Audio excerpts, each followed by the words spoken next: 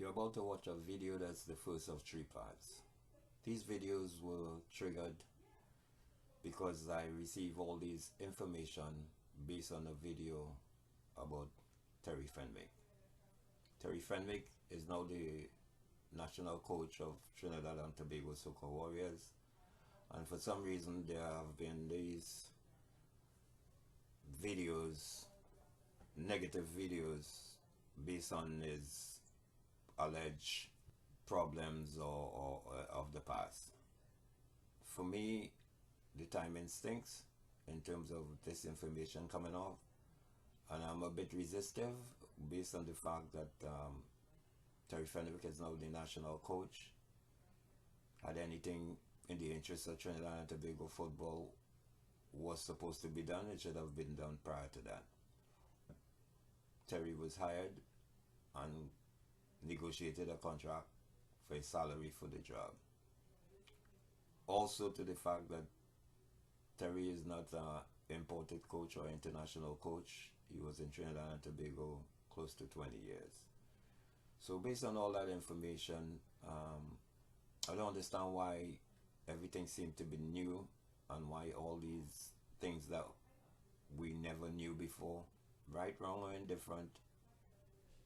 I'm on the interest of the Caribbean football, Trinidad and Tobago football, where I was born and participated, and that's why I put the clippings to start the issue. So just in case you want to check validity of my experience, I've covered at least 10 World Cups, the 3 men, 3 women's, under 17, under 20, both men's and women's.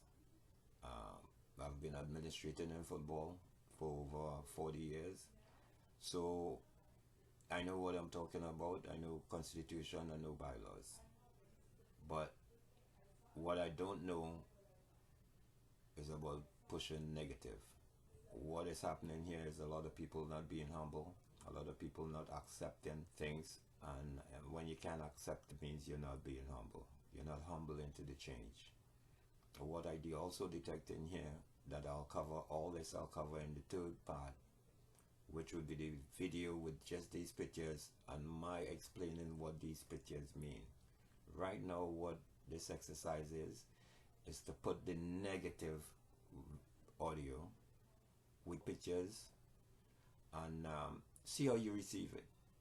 Because if it's about the information, then look at the information and the pictures and see if it could make you think a little better. The pictures are also on the history of Trinidad and Tobago football from what I consider the onset with the 1973 team. You'll see the people, the relevant people in the administration over that time. And the second part will be the actual interview that I had with Terry Fenwick, trying to address some of these allegations. And it would be mostly pertaining to the football side. I just want to see how this is received first, based on you listening to the context of this information, how some people are being incorporated, and everybody's entitled to their opinion, and so I'm entitled to mine. I don't like to be too opinionated. I just lead with the facts. So remember, this is the first of 3 parts. This part is the audio of Terry Fenwick allegations to Terry Fenwick. The second part will be the interview with Terry Fenwick addressing these a few of these allegations, and the 3rd part will be with me continuing this to address some of you in these pictures and why are we going the way we're going when you look at the history. If you feel to get in contact with me, it wouldn't change the sequence of the 3. Nobody can change the sequence. I answer to no one besides the Almighty. Turning a blind eye because he's English. What is the real story behind Terence William Fenwick? He played for Spurs in the English top flight and for England in the World Cup, in which he became famous for being dribbled past by the legend Maturana when he scored that famous solo goal against England in the 1986. Fenwick landed in Trinidad in 2001, where he has made his home ever since. He secured a job with Pro League club San Juan Jabulé. With his relative success coaching in the Trinidad and Tobago Pro League, Fenwick seemed to become somewhat of a lord unto himself, and behaves as if he is untouchable. His many distasteful behaviours and perpetrated fraudulent actions, most recently reported by Inside World Football, seem to go unnoticed by the local Trinidad and Tobago media houses and football bosses. Fenwick takes full advantage of that, which has allowed him to become Trinidad and Tobago's men's senior national football team coach. In Fenwick's own country, he is considered one of the worst managers in the history of the game, and his transgressions in his motherland, some of them he has had to serve jail time for, makes it almost impossible for him to get a job in football in England and Europe. During his time at San Juan Jabulé, he was allegedly accused of abusing players, sometimes kicking them and calling them black bastards. In 2005, Fenwick viciously elbowed an opposing team player in a cup final. He got away with just a slap on the wrist. Most recently, this incident was brought back into focus when Fenwick landed the Trinidad and Tobago national team job. Favourite son of the soil, Russell Rapate, has this to say. I don't personally know Mr. Terry Fenwick, and we've had very little interaction. However, based on the recent reports in the media, and if these reports bear any truth, what I can definitely say is that he's not the person to lead our national team and football moving forward. Recalling that incident which happened with a player and Terry a few years ago, where he elbowed that player when he ran to the bench to celebrate a goal, I think this incident warranted penalties for Terry, which excluded him from national team coaching. Had this incident happened in the UK with one of us, we would have been banned or harsher measures would have been enforced. George Davis at Sportsmax, who at the time was doing an expose on Fenwick's dodgy contract that was signed by ousted T.T.F.A President William Wallace and his General Secretary, Ramesh Raman, had this to say. Russell Rapate is correct though. Had a black player coaching in England done that, Russell said he would have been banned. I think he would have been jailed for assault for that. So Russell Rapate is absolutely correct, and that person would have been forever persona non grata where it comes to managing a football team in England. So Fenwick did something that in Trinidad and Tobago that a black player could not have gotten away with in England. Fenwick's day of reckoning, if there should be one, it will come. He can't escape it. T.T.F.A board member Brent Sancho has claimed that Fenwick's dodgy contract with Trinidad and Tobago's Football Association was drawn up by Fenwick's personal lawyer, who at the same time was also the T.T.F.A's legal representative. Fenwick's abusive behaviour during his stint as head coach at Jabulé reached an all-time low when he verbally abused and chased after the club's founder and chairman Jerry Hospelendas in the car park of the Marvin Lee Stadium after a game, threatening to take him down. This happened in full view of the public. The staff at Jabulé eventually came to the rescue of their chairman. Fenwick and Jabulé eventually parted ways under acrimonious circumstances. In 2015, Fenwick was being investigated for obtaining money under false pretence from the Ministry of Sport in Trinidad and Tobago. This is what the Trinidad Guardian newspaper reported on September the 3rd, 2015. English football coach Terry Fenwick has been allegedly linked to a $450,000 attempted fraud, which is under investigation by the Trinidad and Tobago Police Service. The alleged fraud revolves around an application to the Ministry of Sport to receive funding to enter his club, Marpo Football Club, into the Trinidad and Tobago Pro League for the 2015-2016 season.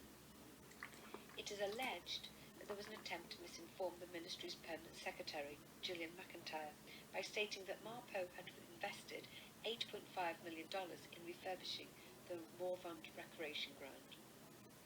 The file also included alleged references to before and after photographs purporting to be of the grounds, which were photographs of a facility outside Trinidad and Tobago. The alleged fraud only came to light after the $450,000 cheque had been issued payable to Marpeau. A source inside the Ministry of Sport, who wished to remain anonymous, said Fenwick and his partner was in and out of the ministry for weeks looking for money for his football club and his coaching school, Football Factory. Everything seemed normal until it was discovered that Marpeau's application to join the Pro League had been rejected. As per terms of the funding, McIntyre immediately moved to cancel the cheque. However, upon review of the file, various inaccuracies were discovered, resulting in a decision to call the police in to investigate further. The last thing we wanted in the ministry is another scandal, said the source.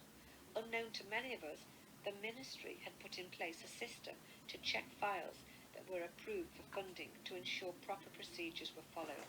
The source said one such procedure would usually be a site visit. We're supposed to go and check on the people applying to ensure everything is exactly as claimed. Usually an application takes several weeks to be approved. However, in the case of Marpeau, it was processed in a week.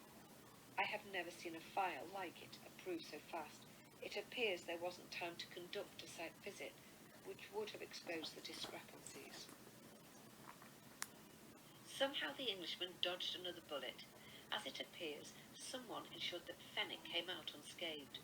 However, many locals still remember this incident, as well as another, where he and his longtime partner Peter Miller allegedly scammed over $1 million Trinidad Tobago dollars from then Jabalay sponsor insurance giant Glico. Miller sped off to Atlanta to live, while Fenwick stuck around in Trinidad plotting his way to get his dream job of becoming the country's national coach. A disastrous stint in Belgium with 3rd Division club CS Visa was presided over by Fenwick, and he left the club in financial ruins, let alone being demoted after being in charge for just one season. In his last home game, there he suffered a 10-0 defeat. Fenwick returned to Trinidad and had his last coaching stint in 2014 at Central Football Club before he became national coach in 2020. He has been 6 years between coaching jobs and was appointed despite not having any national team coaching experience. Though that might be disputable depending on who is doing the interview and which one of Fenwick's resumes you're reading, since the dodgy Englishman has listed on his resume that he was the national team coach for the DR Congo in 2005. The truth is, he only held this position in his dreams. On closer examination of his resume, one will discover a number of dubious lies, the most noteworthy being that he acquired ownership of Pro League outfit Northeast Stars. But Terry is like the proverbial cat and has 9 lives, so it continues as business as usual for the Englishman in Trinidad and Tobago. With his good bosom buddy and eventually his agent Peter Miller, he set about a scheme to land his dream job, along with a bunch of false promises, which turned out to be false promises of sponsorship contracts. Fenwick waved his magic wand over the bosses of the United T.T.F.A. He had them in his back pocket and was given the national coach position, despite Fenwick being the person who was responsible for procuring and delivering the fraudulent Junior Sammy sponsorship letter, which has caused so much embarrassment to William Wallace and Company in the build-up to the T.T.F.A's elections on November the 24th, 2019. Such was his influence, he was able to land a big but dubious contract with the Trinidad Tobago national team coach, which should now be fully investigated and not swept under the carpet. Why? Because Fenwick seems to think he will be protected by some influential persons in the Twin Islands state. Such is his seemingly untouchable nature. Terry Fenwick is currently using his own private coaches from his Football Factory school to run the current national team training sessions, along with some of the duly appointed T.T.F.A staff coaches. Mesras, Trim and Romain are ever present at every session, and despite written complaints and objections to the powers that be by senior technical and administrative staff attached to the men's senior team, a blind eye is being turned. Maybe it is Fenwick's connections with Catalyst 4 PSN in Newcastle and the promises being made to certain key individuals in Trinidad and Tobago that keep him sheltered and protected. If it were a Dennis Lawrence or a Russell Laperty or even a Dwight York involved in just one of these several indiscretions of the Englishman Fenwick, they would have never been appointed national coach, and if they had managed to land the job, they would have been relieved of their duties already.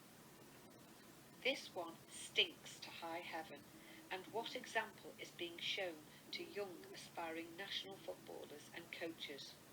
What is Shaker, walk and chew at the same time, Hislop, and Kelvin, shape, Jack's take on this whole situation? What is needed for sure is some big saves to protect Trinidad and Tobago from a virus that has been existing in its football for the past 20 years. If nothing is done, it could well turn into a pandemic.